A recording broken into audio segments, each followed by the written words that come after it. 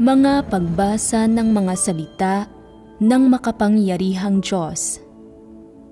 Ang mga responsibilidad ng mga leader at manggagawa. Ang mga responsibilidad ng mga leader at manggagawa, 10. Ika-9 na item. Tumpak na ipagbigay alam, iatas, at ipatupad ang iba't ibang mga pagsasaayos ng gawain ng sambahayan ng Diyos, alinsunod sa mga hinihingi nito, magbigay ng patnubay, pangangasiwa, at panghihikayat, at mag-inspeksyon at magsubaybay sa estado ng pagpapatupad sa mga ito. Ikalawang bahagi. Magbigay ng patnubay, pangangasiwa at panghihikayat para sa pagpapatupad ng mga pagsasaayos ng gawain at mag-inspeksyon at magsubaybay sa estado ng pagpapatupad ng mga ito. Ngayon, magpapatuloy tayo sa pagbabahaginan tungkol sa ika-9 na responsibilidad ng mga lider at manggagawa. Tumpak na ipagbigay alam, iatas, at ipatupad ang iba't ibang mga pagsasaayos ng gawain ng sambahayan ng Diyos, alinsunod sa mga hinihingi nito, magbigay ng patnubay, pangangasiwa, at panghihikayat, at mag-inspeksyon at magsubaybay sa estado ng pagpapatupad sa mga ito. Noong nakaraan, pangunahin nating pinagbahaginan ang iba't ibang nilalaman at mga partikular na item sa mga pagsasaayos ng gawain na kinakailangang maunawaan ng mga tao, pati na ang mga pinakapangunahing responsibilidad ng mga lider at manggagawa, ang ipagbigay alam, iatas, at ipatupad ang mga pagsasaayos ng gawain.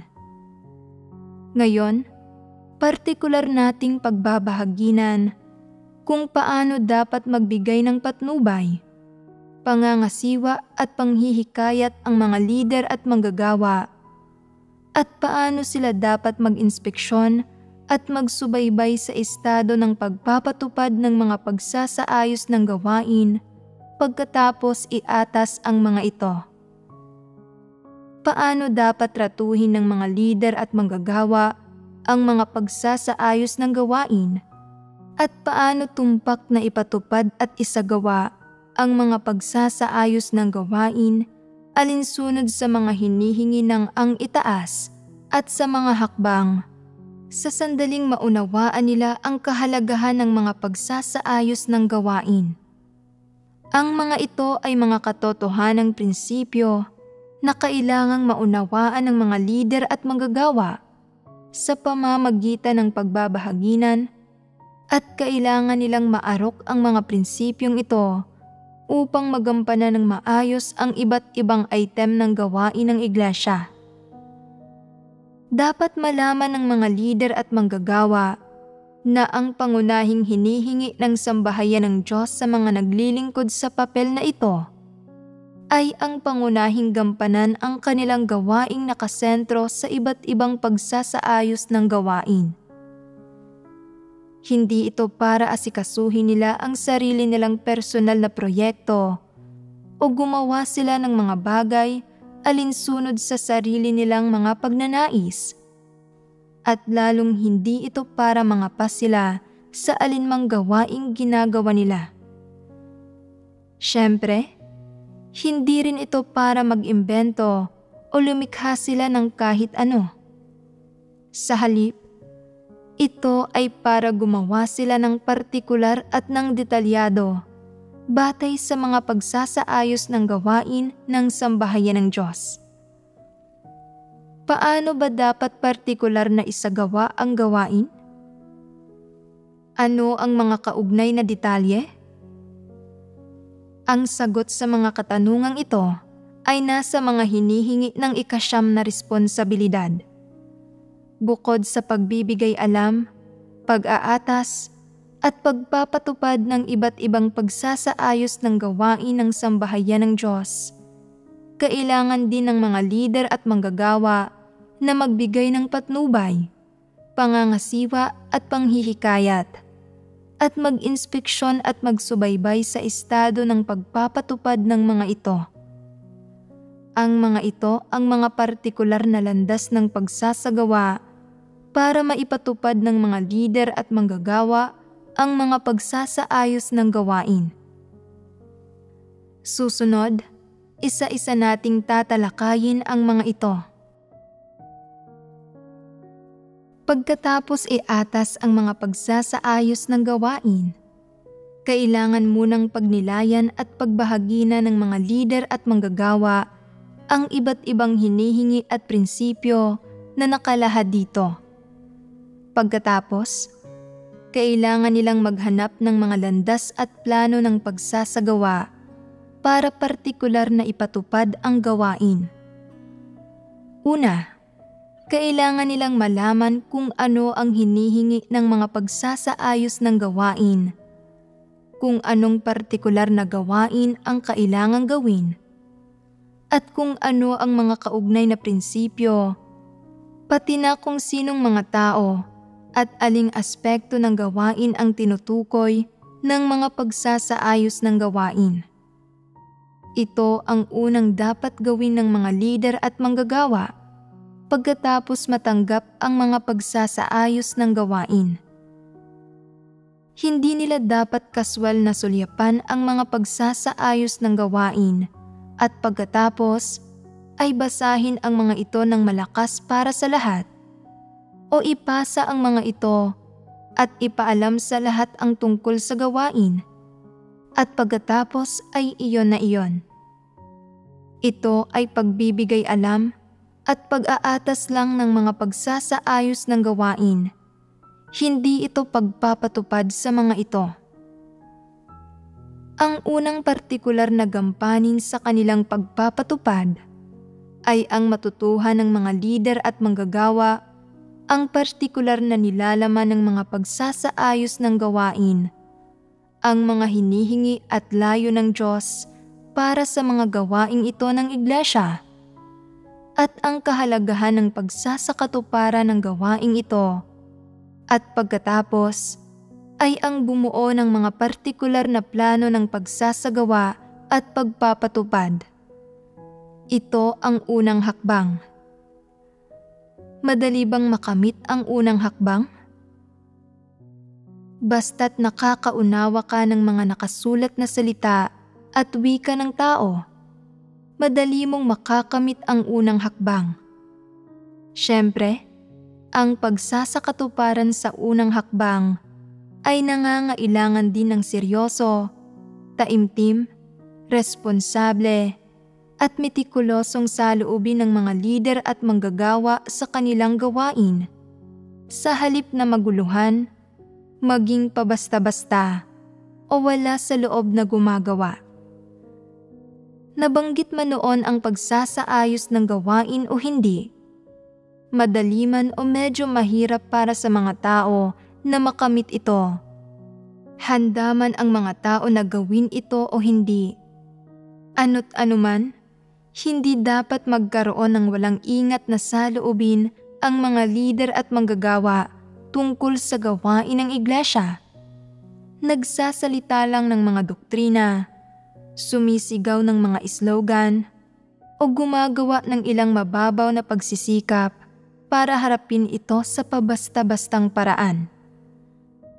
Ano ang saloobing dapat taglayin ng mga tao? Una, dapat silang magkaroon ng seryoso, taimtim, responsable, at metikulosong saloobin. Ang pagkakaroon ba ng ganitong saloobin ay nangangahulugan na maipapatupad ng maayos ng isang tao ang mga partikular na item sa mga pagsasaayos ng gawain? Hindi. Ito ay ang saloobin lang na dapat taglayin ng isang tao kapag gumagawa ng anumang gawain. Hindi nito mapapalitan ang aktwal na pagpapatupad ng mga partikular na gampanin. Sa sandaling magtaglay sila ng ganitong saloobin at maunawaan din nila ang partikular na nilalaman, mga hinihingi at mga prinsipyo ng mga pagsasaayos ng gawain, ang susunod na hakbang para sa mga lider at manggagawa ay kung paano nila ipapatupad ang mga partikular na gampanin sa mga pagsasaayos ng gawain. Ano ang unang dapat gawin? Kailangan nilang gawin ng maayos ang gawain ng paghahanda. Napakahalaga nito. Una, kailangan nilang tipunin ang mga lider, manggagawa at superbisor para pagbahaginan ang mga partikular na prinsipyo ng pagsasagawa para sa mga gampaning ito. Pagkatapos, kailangan nilang bumuo ng mga partikular na pagsasaayos at plano. Kasabay nito, dapat silang maghanap ng mga suhestyon o ideya ng hinirang na mga tao ng Diyos tungkol sa mga planong ito. Dapat maghanap at magbahaginan ang lahat ng sama-sama hanggang sa maunawaan at maging malinaw ang lahat ng mga hinihingi at prinsipyo na inilalahad sa mga pagsasaayos ng gawain at hanggang sa malaman na ng lahat kung paano ipatupad ang mga pagsasaayos na ito ng gawain at kung paano magsagawa. Saka maituturing na kompleto na ang paunang hakbang ng pagpapatupad sa mga pagsasaayos ng gawain. Kaya, kapag marunong na ang lahat kung paano ipatupad ang mga pagsasaayos ng gawain, nangangahulugan ba ito na kumpleto na ang gampanin ng pagpapatupad sa mga pagsasaayos ng gawain? Hindi. Ang ilang detalyadong issue at espesyal na sitwasyon ay hindi binabanggit sa mga pagsasaayos ng gawain, pero ang mga ito ay mga problema na talagang kailangang solusyonan. Habang nagbabahaginan tungkol sa mga pagsasaayos ng gawain, kailangang tuklasin ng mga lider at manggagawa ang mga espesyal na sitwasyong ito, ang mga isyung ito na dapat lutasin at hanapin ang katotohanan para lubusang solusyonan ang mga ito. At kasabay nito, dapat din silang bumuo ng mga partikular na plano ng pagpapatupad para sa mga ito. Sa ganitong paraan, kapag ipinapatupad ng mga lider at manggagawa sa iba't ibang antas ang mga pagsasaayos ng gawain, malalaman nila kung aling mga prinsipyo ang susundin at aling mga problema ang sosolusyonan. Ito ang pinakamababang pangunawa at saloobin na dapat taglayin ng mga lider at manggagawa tungkol sa mga pagsasaayos ng gawain. Ang gampaning ito ay maituturing na panimulang hakbang para matutuhan ng mga lider at manggagawa kung paano gumawa ng gawain ng iglesia. Sa pamamagitan ng paghahanap, pagbabahaginan, pagbibigay ng patnubay, at paggawa ng mga pagsasaayos, natututo silang tratuhin at pangasiwaan ang ilang aktwal na suliranin at espesyal na sitwasyon ng ayon sa mga katotohanang prinsipyo. Saka lang nila tunay na maipapatupad ang mga pagsasaayos ng gawain. Una, pagbibigay ng patnubay. Kapag nagbibigay ng paunang patnubay para sa isang gampanin, bukod sa pag-aalok ng mga partikular na plano ng pagpapatupad para sa mga espesyal na sitwasyon, dapat bigyan ng mas partikular at detalyadong patnubay ang mga lider at manggagawa na may katamtamang kakayahan at medyo mahinang kapabilidad sa gawain. Bagamat ang mga taong ito ay maaaring nauunawaan ang mga prinsipyo at mga partikular na plano ng pagpapatupad para sa isang gampanin batay sa doktrina. Hindi pa rin nila alam kung paano isagawa ang mga ito pagdating sa aktwal na pagpapatupad. Paano mo dapat tratuhin ang ilang lider at manggagawa na may mahinang kakayahan at walang kapabilidad sa gawain? Sinasabi ng ilang tao, kung ang isang taong may mahinang kakayahan ay hindi kayang gawin ang gawain, bakit hindi na lang maghanap ng ibang tao na may mas mahusay na kakayahan para palitan siya? Narito ang suliranin. Hindi makahanap ang ilang iglesia ng sino mang mas mahusay. Sa mga iglesyang iyon, halos pareho lang ang tagal ng pananampalataya ng lahat at tinatayang magkakapareho lang ang tayog nila. Sa partikular, katamtaman lang ang kakayahan at kapabilidad sa gawain ng bawat isa. Para makahanap ng isang taong mas mahusay, kakailanganin mong maglipat ng mga tao mula sa ibang iglesia. Pero hindi iyon gaanong madaling gawin doon at walang sino mang tunay na angkop na mga kandidato. Ang magagawa mo lang ay pumili ng mga medyo angkop na kandidato mula sa lokal na iglesia. Kung hindi nakakatugon sa mga hinihinging pamantayan ang kanilang gawain, ano ang dapat gawin sa gayong mga sitwasyon? Dapat partikular mong sabihin sa kanila kung paano gawin ang gawain at kung paano ito ipatupad. Dapat mong sabihin sa kanila kung sino ang dapat italaga at gawing responsable sa gampaning ito at kung sinong mga tao ang dapat piliin para sama-samang makipagtulungan dito. Ipaliwanag ang lahat ng detaling ito sa kanila at hayaan silang isagawa ito. Bakit ito dapat gawin sa ganitong paraan? Dahil ang mga miyembro ng lokal na iglesia ay karaniwang may mababaw lang na karanasan at walang kapabilidad sa gawain, kaya't imposibleng makapili ng mga angkop na lider at manggagawa. Tanging sa paggawa sa ganitong paraan maipapatupad ang mga pagsasaayos ng gawain. Kung hindi ka gumagawa sa ganitong paraan at ang pagturing mo sa mga taong ito ay pareho ng pagturing mo sa ibang lider at manggagawa, sinasabi lang sa kanila ang mga partikular na prinsipyo at plano at walang pili-pili, hindi maipapatupad ang mga pagsasaayos ng gawain.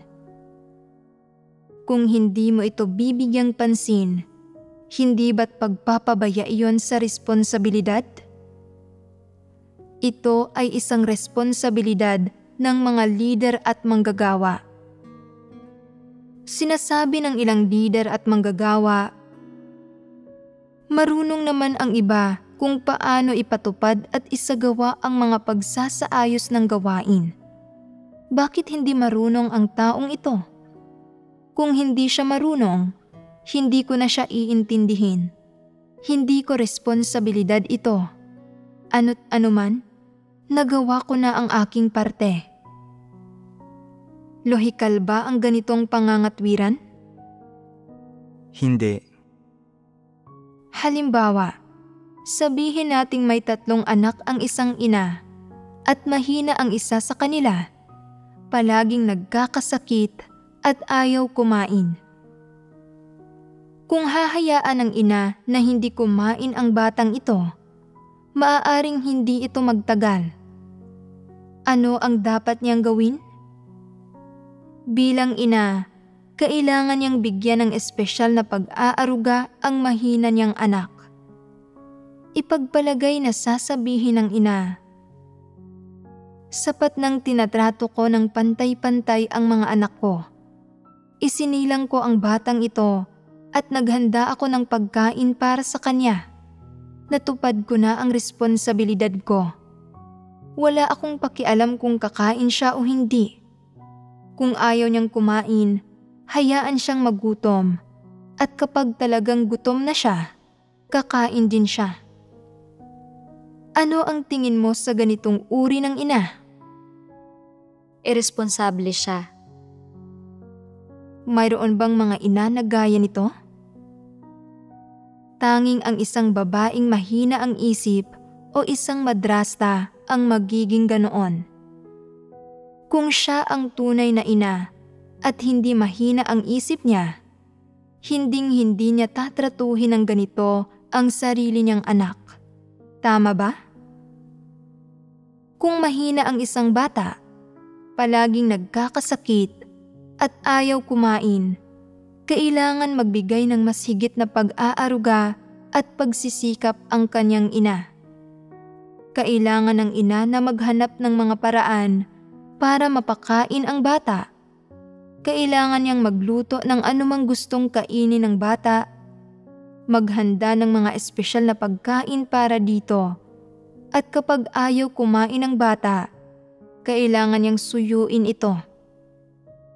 Kapag umabot na ang bata sa edad na 18 o 19 at malusog ang katawan niya katulad ng isang normal na taong nasa hustong gulang na, makapagpapahinga na ang ina at maaari nang bumitaw at hindi na niya kailangang bigyan ng espesyal na pag-aaruga ang batang ito. Kung kaya ng isang ina na tratuhin ng ganito ang anak na may mga espesyal na kondisyon at tuparin ang kanyang responsibilidad, paano naman ang isang leader o manggagawa? Kung wala ka man lang pagmamahal ng isang ina para sa mga kapatid, sadyang ikaw ay iresponsable. Kailangan mong tuparin ang mga responsibilidad na dapat mong tuparin. Kailangan mong isaalang-alang ang mga iglesia kung saan ang mga namamahala ay medyo mahina at may medyo mababang kapabilidad sa gawain. Kailangang magbigay ng espesyal na atensyon at patnubay ang mga lider at manggagawa sa ganitong mga usapin. Ano ang tinutukoy ng espesyal na patnubay? Bukod sa pagbabahaginan sa katotohanan, kailangan mo ring magbigay ng mas partikular at detalyadong direksyon at tulong na nangangailangan ng mas higit na pagsisikap pagdating sa komunikasyon. Kung ipapaliwanag mo sa kanila ang gawain at hindi pa rin sila nakauunawa at hindi nila alam kung paano ito ipatupad o kahit pa nauunawaan nila ito batay sa doktrina at tila alam nila kung paano ito ipatupad, pero hindi ka pa rin sigurado at medyo nag-aalala ka kung ano ang magiging takbo ng aktwal na pagpapatupad. Ano ang dapat mong gawin? Kailangan mong personal na makipag-ugnayan sa lokal na iglesia para patnubayan sila at ipatupad ang gampanin kasama nila. Sabihin sa kanila ang mga prinsipyo habang gumagawa ng mga partikular na pagsasaayos tungkol sa mga gampaning kailangang gawin ayon sa mga hinihingi ng mga pagsasaayos ng gawain, tulad ng kung ano ang unang gagawin at ano ang susunod na gagawin, at kung paano maayos na magtalaga ng mga tao. Maayos na iorganisa ang lahat ng bagay na ito. Ito ay praktikal na pagpatnubay sa kanila sa kanilang gawain. Salungat sa basta lang na pagsigaw ng mga slogan o pagbibigay ng kung ano-anong utos at pangangaral sa kanila ng ilang doktrina at pagkatapos ay itinuturing mong tapos na ang iyong gawain. Hindi iyon pagpapamalas ng paggawa ng partikular na gawain at ang pagsigaw ng mga slogan at pag-uutos-utos sa mga tao ay hindi mga responsibilidad ng mga lider at manggagawa. Kapag kaya ng pasanin ng mga lider o supervisor ng lokal na iglesia ang gawain at nakapasok na sa tamang landas ang gawain at wala ng malalaking issue, saka palang maaaring umalis ang lider o manggagawa.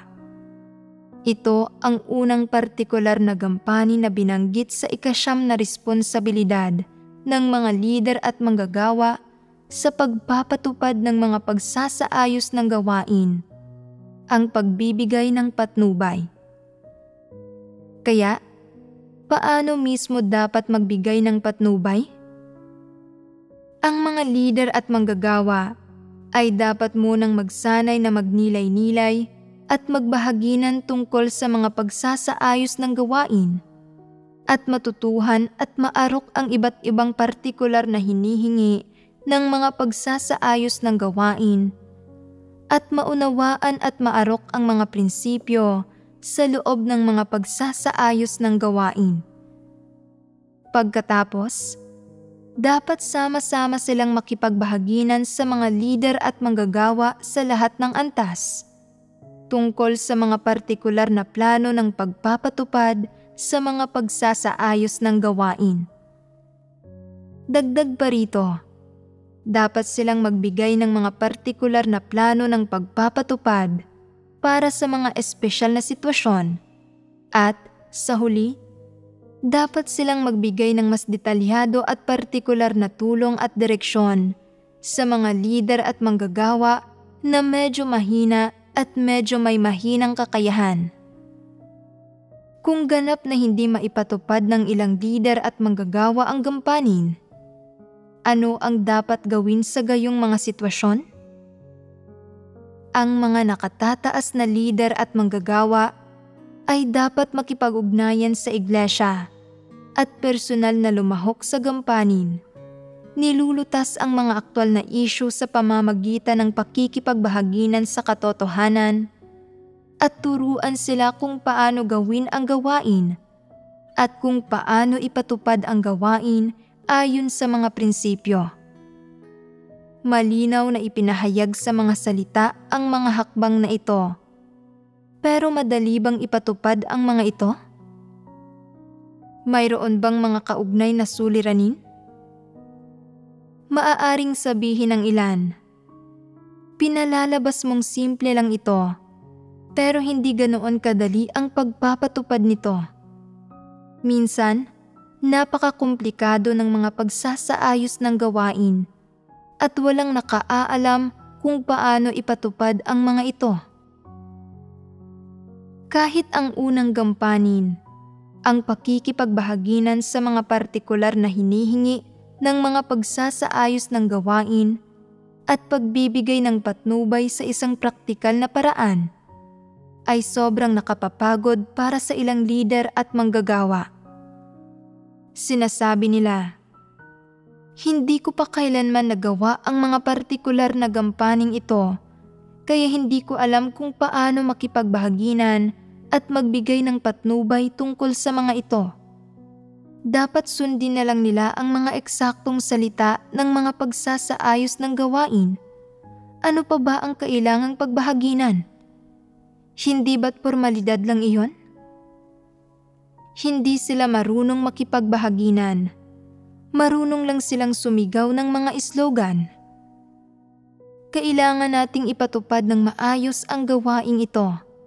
Ito ang hinihingi ng Diyos sa atin. Talagang kailangan nating manindigan, tugunan ang mga hinihingi ng Diyos, at huwag biguin ang mga ekspektasyon ng Diyos sa atin. Tungkol naman sa kung paano ito gagawin, dapat alamin ninyo ito ng kayo-kayo lang. Ano ang problema sa mga taong nagsasabi ng ganitong mga bagay? Kaya ba nilang gawin ang gawain? May kapabilidad ba sila sa gawain? Mahina ba ang kakayahan nila? Oo, mahina ito. Ano man ang mangyari, malaki o maliit man na bagay ito, dapat kayong magdasal at maghanap mula sa Diyos. At maingat at masinsinang mag-isip at magsaalang-alang bago gumawa ng paghusga. Kung ang isang tao ay walang normal na pag-iisip, mas lalong mahalaga para sa kanya na magdasal sa Diyos, hingin ang tulong ng Diyos, at higit na maghanap sa mga taong nakauunawa sa katotohanan. Dagdag pa rito, para sa malalaking usapin sa gawain ng iglesia at sa malalaking usaping nararanasan habang ginagawa ang mga tungkulin, kailangan ninyong makipagbahaginan at makipagtalakayan sa mga kaugnay na tauhan para magkaroon ng kasunduan at sa huli ay makabuo ng isang partikular at praktikal na plano ng pagsasagawa. Ang planong ito ay dapat isang napagkasunduan na nakamit mula sa maingat na pagsasaalang-alang at pagsangguni, at dapat itong matibay sa harap ng mga lider at manggagawa sa anumang antas. Ang mga taong kayang bumuo ng mga partikular na plano ng pagsasagawa na matibay ay itinuturing na may normal na pag-iisip. Kung walang konkreto sa iniisip ng isang tao, kapag nahaharap sa mga issue, maliit man o malaki, at hindi siya makaisip ng mga partikular na prinsipyo ng pagsasagawa, at gumagamit lang siya ng mga simpleng theoretical na slogan bilang kapalit ng mga prinsipyo sa pagharap ng mga problema, kaya ba niyang gawin ng maayos ang kanyang gawain? Ang gayong tao ba ay may abilidad na mag-isip at abilidad na pag-isipang mabuti ang mga bagay-bagay? Wala. Anong uri ng tao ang walang abilidad na mag-isip? Ito ang ibig sabihin ng pagiging isang taong may mahinang kakayahan. Halimbawa, ipagpalagay na naninirahan ka sa ibang bansa at isang araw ay bigla kang nakatanggap ng mga patawag ng korte. Hindi ba't hindi ito inaasahan at biglaan lang? Una sa lahat, wala kang ginawang anumang iligal. Pangalawa, wala kang isinampang kaso at wala ka ring narinig na sino mang nang aakusa sa iyo ng anumang bagay.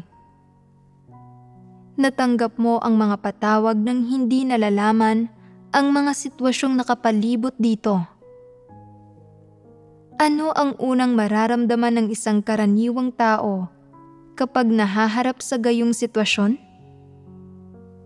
Ang masangkot sa mga legal na usapin ay magdudulot sa kanya ng kaunting taranta, pag-aalala at pangamba. Mararamdaman niya na parang nabigla siya at wala talaga siyang ganang kumain. Mahalaga man o hindi ang isang tao, matapang o matatakutin, nasa hustong gulang man o menor de edad, walang sino man ang gustong makaranas ng gayong sitwasyon dahil hindi ito magandang bagay. Kapag nahaharap sa ganitong sitwasyon, may dalawang magkaibang reaksyon ang mga tao. Iniisip ng unang uri ng tao, wala akong ginawang iligal. Hindi rin ako lumabag sa anumang regulasyon ng gobyerno. Ano ang dapat kong ikatakot? Ito ay isang lipunang pinamamahalaan ng batas, kung saan ang lahat ay nakabatay sa ebidensya. Dahil wala akong anumang ginawang masama, wala silang magiging ebidensya laban sa akin kung sakaling kasuhan nga nila ako. Wala akong dapat ikatakot. Ano ba ang magagawa ng isang patawag? Ang isang taong matuwid ay hindi kailangang matakot sa mga akusasyon. Kukuha ako ng abogado para ipagtanggol ako. Walang magiging problema. Matapos itong pag-isipang mabuti, wala na siyang nararamdamang bigat sa puso niya at nananatiling hindi apektado ang kanyang pang-araw-araw na buhay. Ito ang reaksyon ng isang uri ng tao. Ngayon, tingnan natin ang reaksyon ng pangalawang uri ng tao. Pagkatapos matanggap ang mga patawag, iniisip ng taong ito, wala akong nilabag na batas, At wala rin akong nagawang krimen. Kaya, tungkol saan kaya ito? Maaari kayang ito ay dahil nananampalataya ako sa Diyos? Hindi naman ilegal ang manampalataya sa Diyos. Posible kayang may sadyang nagdiin at nagsumbong sa akin? Mas malamang na ganoon nga. Pero maaari kayang ibang bagay ito? Kailangan kong kumonsulta sa isang abogado at papuntahin siya sa korte para alamin kung bakit ako nakatanggap ng mga patawag at kung sino ang nagdemanda laban sa akin. Kailangan kong alamin ang punot dulo nito bago ako magpasya ng magiging kontrahakbang. Kung sasabihin ng abogado na may kinalaman ito sa pananampalataya ko sa Diyos, kailangan kong maghanap agad ng mga tao para bumuo ng kontrahakbang at magmadali ring itago ang anumang libro o ibang bagay na may kaugnayan sa pananalig ko para hindi makahanap ang kaaway ng bagay na magagamit laban sa akin. Pagkatapos ng mga inisyal na kaisipang ito, bagamat wala pa siyang mga tiyak na konklusyon o mga tumpak na paghusga tungkol sa pagkakatanggap ng mga patawag, mayroon na siyang malinaw na ideya sa partikular na plano ng mga pagsasagawa. Ano ang gagawin sa plano A? Ano ang gagawin sa plano B? At kung hindi maisasagawa ang parehong plano, ano ang susunod niyang gagawin? Masusi at maingat niyang isinasaalang-alang ang bawat hakbang. Una niyang pinapakalma ang kanyang isipan at agad siyang nagdarasal sa kanyang puso. At pagkatapos, kapag mahinahon na siya, agad niyang inaasikaso ang bagay na ito. Sa loob ng isang araw, naunawaan na niya ang lahat ng bagay na ito at alam na niya kung paano magpapatuloy. Ano man ang kalalabasan ng bagay na ito sa huli, tingnan muna natin ang dalawang klase ng mga tao. Sino ang may abilidad na pag-isipang mabuti ang mga problema? Sino ang may kakayahan? Maliwanag na ang pangalawang tao ang may kakayahan. Ang pagkakaroon lang ng tapang at kapasyahan kapag nahaharap sa isang sitwasyon ay hindi katumbas ng pagkakaroon ng kakayahan. Ang isang tao ay kailangang may kakayahang mag-isip, magtaglay ng pagkakilatis, at may abilidad na mga siwa ng mga problema. Sa proseso ng pag-iisip, kailangang makagawa siya ng mga partikular na paghusga at makabuo ng mga partikular na plano ng operasyon. Ang ganitong uri lang ng tao ang may kakayahan. Sa panlabas, maaaring mukha siyang napakamatatakutin, kumikilos ng mapagbantay at maingat kahit sa maliliit na bagay, at tinatrato niyang mahalaga ang maliliit na bagay. Gayunpaman, ang sistema at paraan ng pangangasiwa niya sa mga problema ay nagpapatunay na ang taong ito ay may abilidad na mag-isip at abilidad na pag-isipang mabuti at pangasiwaan ang mga problema. Sa kabaligtaran, ang unang klase ng tao ay napakatapang at walang kinatatakutan. Kapag nahaharap siya sa isang sitwasyon, iniisip lang niya, wala naman akong ginawang masama. Ano man ang maging problema, palaging mayroong mas mahusay na tao na mag-aayos nito. Ano ang dapat kong ikatakot? Wala siyang inaalala at namumuhay siya ng magaan. Pero hindi ba't medyo hangal ang pagkamatapang niya at mahina ang isip niya? Ang ganitong klase ng tao ay malakas na sumisigaw ng mga slogan at hindi naman mali ang sinasabi niya. Pero ano ang wala sa kanya? Wala siyang normal na pag-iisip. at wala siyang abilidad na pag-isipang mabuti ang mga problema. Saan ipamamalas ang kanyang kawalan ng normal na pag-iisip? Kapag nahaharap sa isang sitwasyon, ito man ay isang bagay na biglaang nangyari o isang bagay na alam na niya, hindi niya kayang pag-isipan ito ng mabuti o gumawa ng paghusga. Kaya natural, wala siyang plano para pangasiwaan ang problema o abilidad para lutasin ito. Napakalinaw nito. Sa panlabas, mukhang magaling magsalita ang ganitong klase ng tao at kaya niyang magsalita ng mga doktrina at kaya rin niyang magpalakas ng loob. Tila may kakayahan siya na maging leader. Gayunpaman, kapag nahaharap sa mga problema, hindi niya makilatis ang diwa ng mga problema at hindi niya kayang makipagbahaginan sa katotohanan para lutasin ang mga ito. Ang kaya lang niyang gawin ay magsabi ng ilang salita at doktrina at sumigaw ng mga slogan. Sa panlabas, mukha siyang matalas. Pero kapag nahaharap sa mga problema, hindi niya kayang suriin o husgahan ang mga sanhi ng mga problema. At hindi rin niya kayang suriin ang malulubhang kahihinatnan na mangyayari kung patuloy na mabubuo ang mga problema. Hindi niya kayang ayusin ang mga bagay na ito sa kanyang isipan, lalo na ang lutasin ang mga problema. Ang gayong tao ay mukhang magaling magsalita, pero ang totoo, mahina ang kakayahan niya at hindi niya kayang gumawa ng tunay na gawain. Gayon din, kung pagkatanggap sa isang pagsasaayos ng gawain, ay kaya lang itong basahin at literal na ipaliwanag ng mga lider at manggagawa.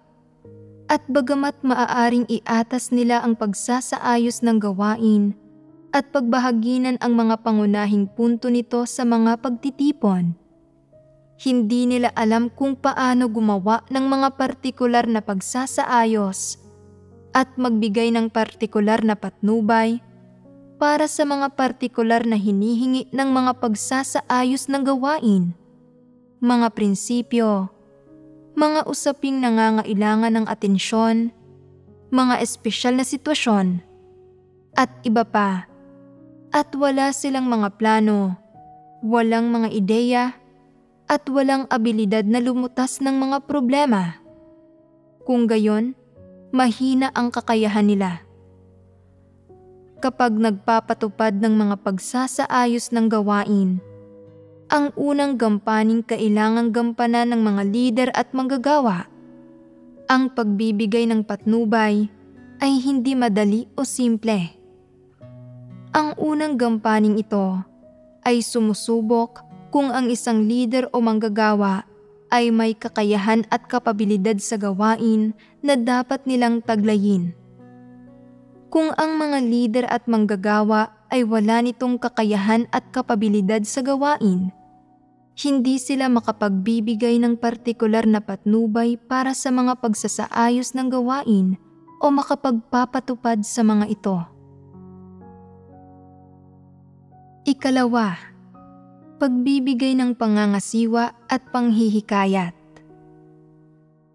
Susunod, magbahaginan tayo tungkol sa gampanin ng pangangasiwa.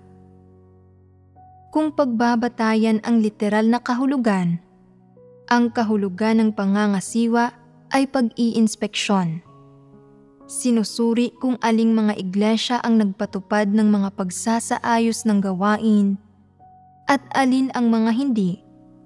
Ang pag-usad ng pagpapatupad, kung sinong mga lider at manggagawa ang gumagawa ng tunay na gawain at kung sino ang mga hindi. At kung may mga lider o manggagawa na basta na lang ipinapasa ang mga pagsasaayos ng gawain nang hindi nakikilahok sa mga partikular na gampanin. Ang pangangasiwa ay isang partikular na gampanin. bukod sa pangangasiwa sa pagpapatupad ng mga pagsasaayos ng gawain. Kung naipatupad ba ang mga ito, ang bilis ng pagpapatupad, ang kalidad ng pagpapatupad, at ang mga nakamit na resulta, dapat suriin ng mas nakatataas na mga lider at manggagawa kung mahigpit bang sinusunod ng mga lider at manggagawa ang mga pagsasaayos ng gawain. Sa panlabas, sinasabi ng ilang lider at manggagawa na handa silang sundin ang mga pagsasaayos ng gawain. Pero pagkatapos maharap sa isang partikular na kapaligiran, natatakot silang maaresto at nakatuon na lang sa pagtatago. Matagal na nilang isinantabi sa isip nila ang mga pagsasaayos ng gawain. Hindi nalulutas ang mga problema ng mga kapatid at hindi nila alam kung ano ang tinutukoy ng mga pagsasaayos ng gawain o kung ano ang mga prinsipyo ng pagsasagawa. Ipinapakita nito na talagang hindi na ipatupad ang mga pagsasaayos ng gawain. Ang ibang lider at manggagawa ay may mga opinyon, mga kuro-kuro, at paglaban sa ilan sa mga hinihingi sa mga pagsasaayos ng gawain. Kapag oras na para ipatupad ang mga ito, lumilihis sila mula sa tunay na kahulugan ng mga pagsasaayos ng gawain. Ginagawa nila ang mga bagay ayon sa sarili nilang mga ideya.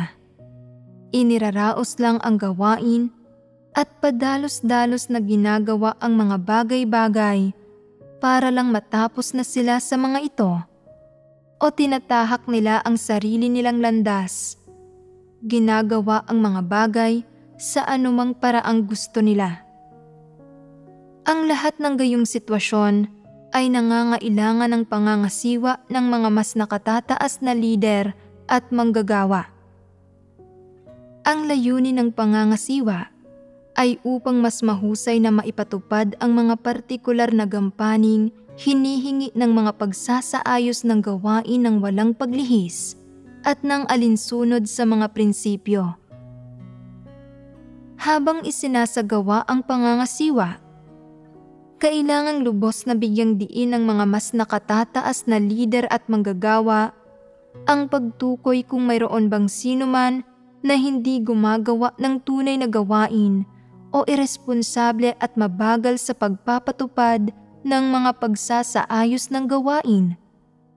Kung may sino mang nagpapakita ng paglaban patungkol sa mga pagsasaayos ng gawain at hindi handang ipatupad ang mga ito, o pumipili lamang ng mga ipinapatupad mula sa mga ito, o sadyang hindi sumusunod sa mga pagsasaayos ng gawain kahit kaunti, at sa halip ay nagsasagawa lang ng sarili niyang mga proyekto. Kung sinasarili ng sino man ang mga pagsasaayos ng gawain at ipinapaalam lamang ang mga ito ayon sa sarili niyang mga ideya, hindi hinahayaan ang hinirang na mga tao ng Diyos na malaman ang tunay na kahulugan at mga partikular na hinihingi ng mga pagsasaayos ng gawain. Sa pamamagitan lamang ng pangangasiwa at pag-i-inspeksyon sa mga isyong ito, maaaring malaman ng mga mas nakatataas na lider kung ano talaga ang nangyayari. Kung hindi nagsasagawa ng pangangasiwa at inspeksyon ang mga mas nakatataas na lider, matutukoy ba ang mga problemang ito? Hindi matutukoy ang mga ito. Sa makatwid, bukod sa dapat ipagbigay alam ng mga lider at manggagawa ang mga pagsasaayos ng gawain at magbigay ng patnubay sa bawat antas, dapat din nilang pangasiwaan ang gawain sa bawat antas kapag ipinatutupad ang mga pagsasaayos ng gawain. Dapat pangasiwaan ng mga lider ng rehiyon ang gawain ng mga lider ng distrito. Dapat pangasiwaan ng mga lider ng distrito ang gawain ng mga lider ng iglesia. at dapat pangasiwaan ng mga leader ng iglesia ang gawain ng bawat grupo. Ang pangangasiwa ay dapat isagawa sa bawat antas. Ano ang layunin ng pangangasiwa?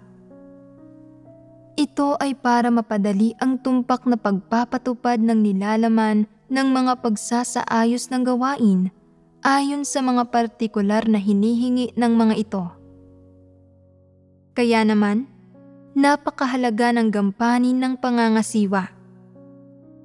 Kapag nagsasagawa ng pangangasiwa, kung pinahihintulutan ng kapaligiran, dapat makipag-ugnayan ang mga lider at manggagawa sa mga iglesia upang makisalamuha sa mga gumagawa ng aktwal na gawain.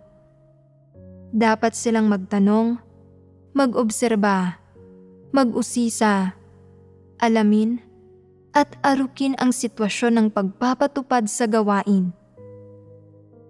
Kasabay nito, dapat nilang malaman kung ano ang mga suliranin at saloobin ng mga kapatid kaugnay sa gawaing ito at kung naarok ba ng mga kapatid ang mga prinsipyo ng gawaing ito.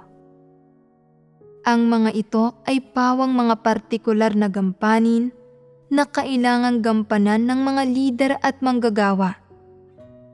Lalo na para sa mga medyo may mahinang kakayahan at pagkatao na medyo iresponsable, hindi tapat, at medyo tamad sa kanilang gawain.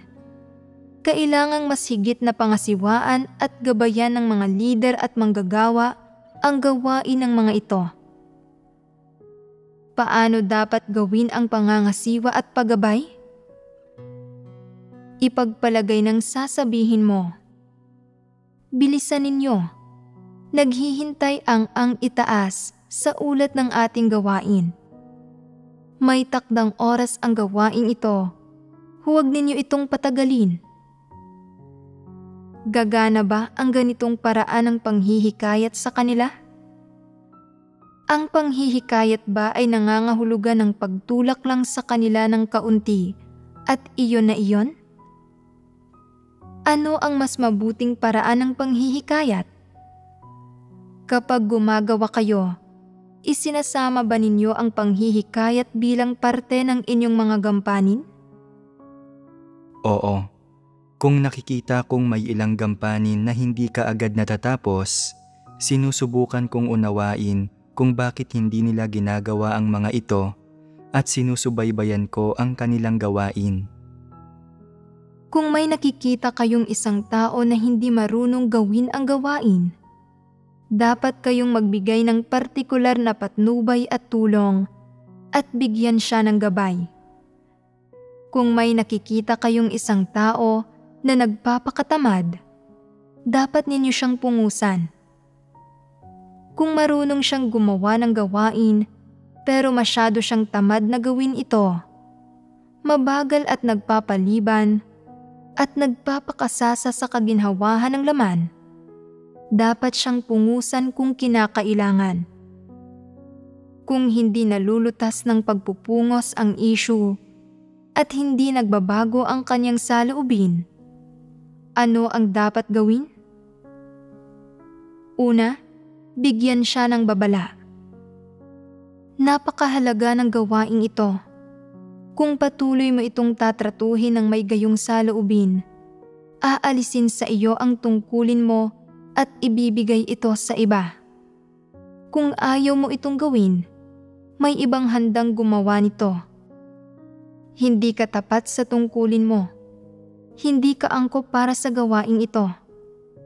Kung hindi mo kaya ang gampaning ito at hindi mo kayang magtiis ng paghihirap ng katawan, maaari kang palitan ng sambahayan ng Diyos at maaari ka ring magbitiw.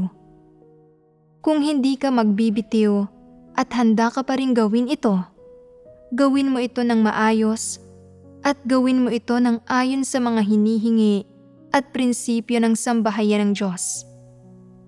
Kung hindi mo ito makakamit at paulit-ulit mong inaantala ang pag-usad na nagdudulot ng mga kawalan sa gawain, kung gayon, haharapin ka ng sambahayan ng Diyos.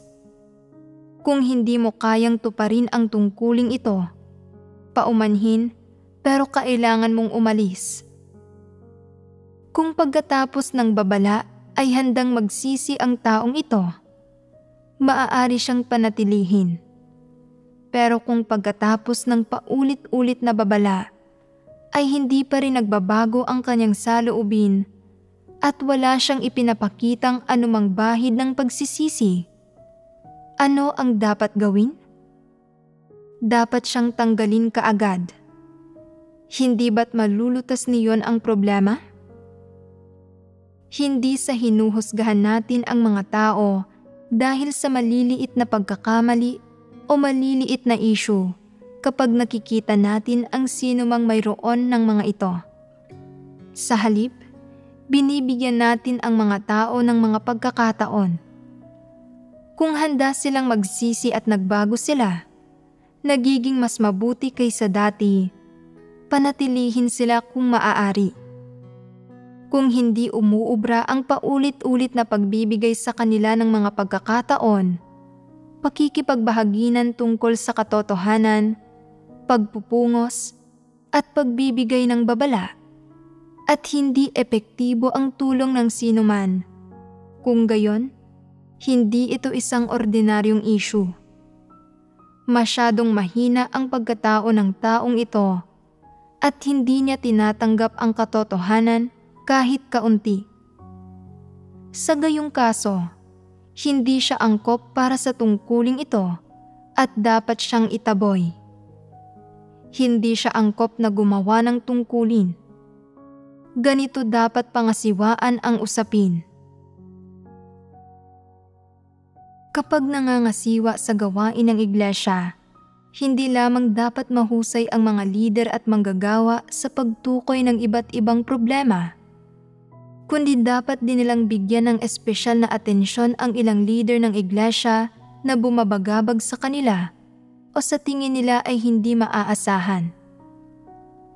Ang mga taong ito ay kailangang pangasiwaan at subaybayan sa loob ng mahabang panahon. Hindi maaaring paminsan-minsan mo lang silang tanungin tungkol sa sitwasyon o isantabi ang issue gamit ang ilang salita at isipin na tapos na iyon. Minsan, kinakailangang manatili sa mismong lugar para pangasiwaan ang kanilang gawain.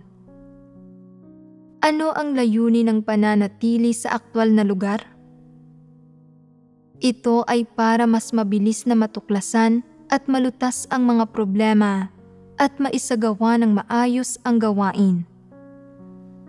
Minsan, hindi mo agad matutuklasan ang mga problema pagkarating mo sa lugar ng gawain.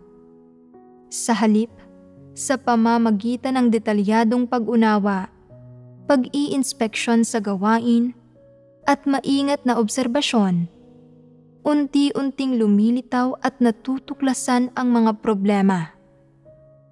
Ang pananatili sa aktwal na lugar para magsagawa ng pangangasiwa ay hindi tungkol sa pagsusubaybay o pagbabantay sa mga tao.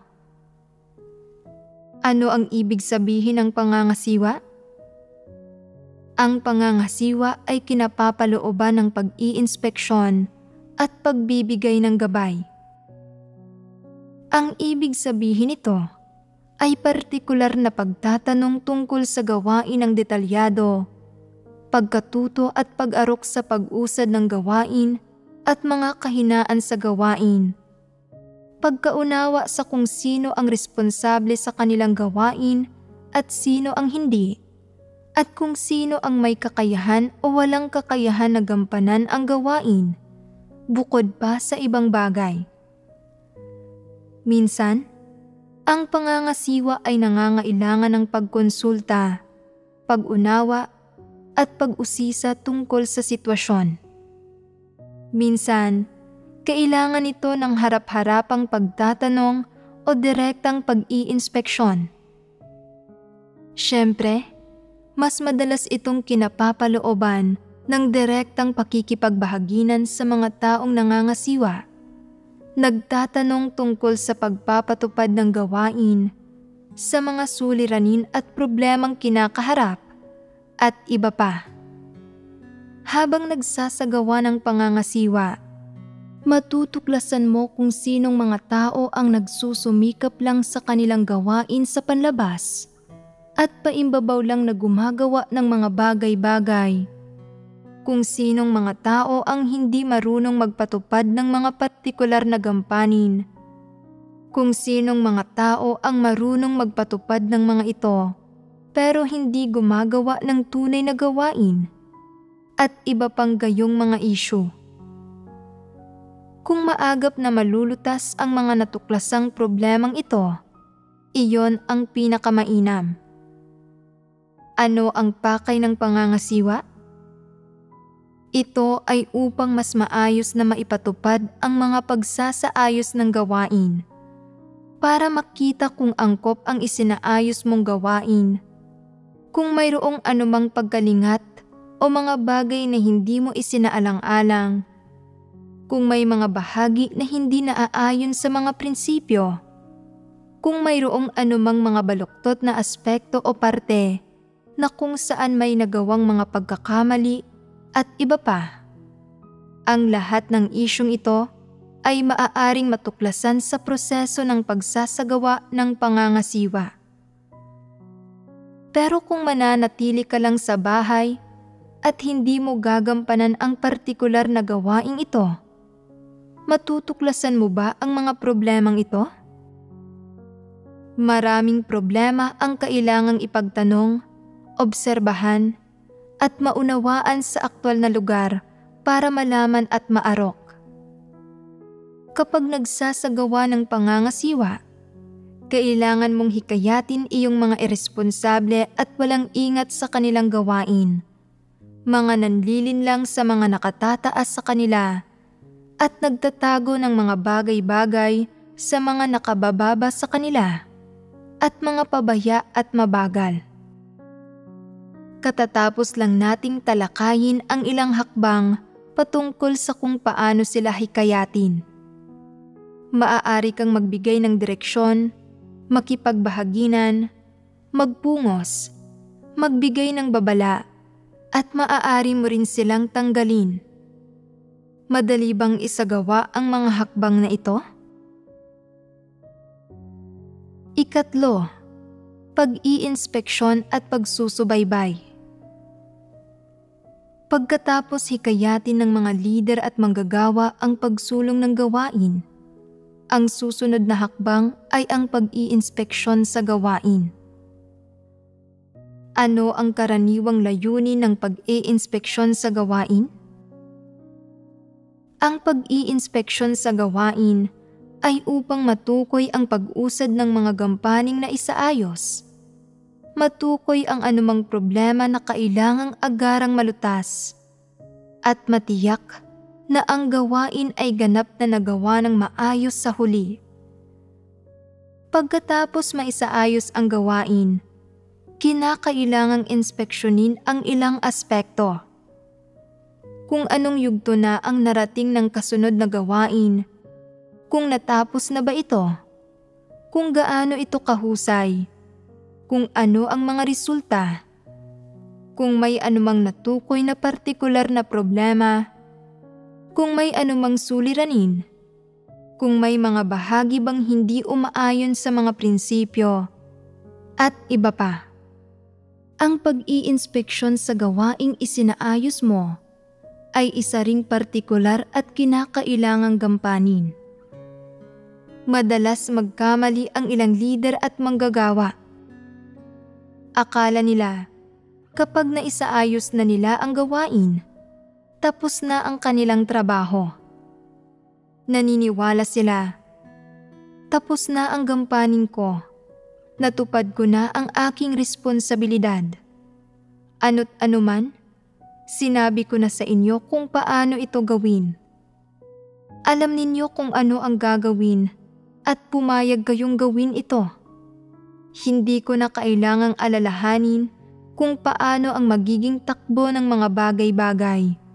Mag-ulat na lang kayo sa akin kapag natapos na kayo. Pagkatapos magplano at magsaayos ng gawain, naniniwala sila na tapos na ang kanilang gampanin at maayos na ang lahat. Hindi nila sinusubaybayan o ine-inspeksyon ang gawain.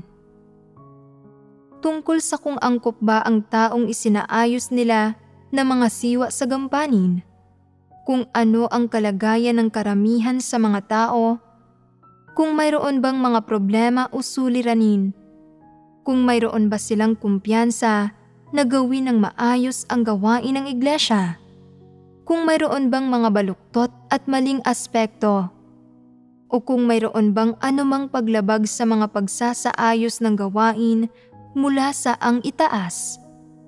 Hindi nila inaalam, ini-inspeksyon, o sinusubaybayan ang tungkol dito. Itinuturing lang nilang tapos na ang trabaho nila pagkatapos nilang isaayos ang gawain. Hindi ito paggawa ng partikular na gawain. Ano ang dapat inspeksyonin sa gawain?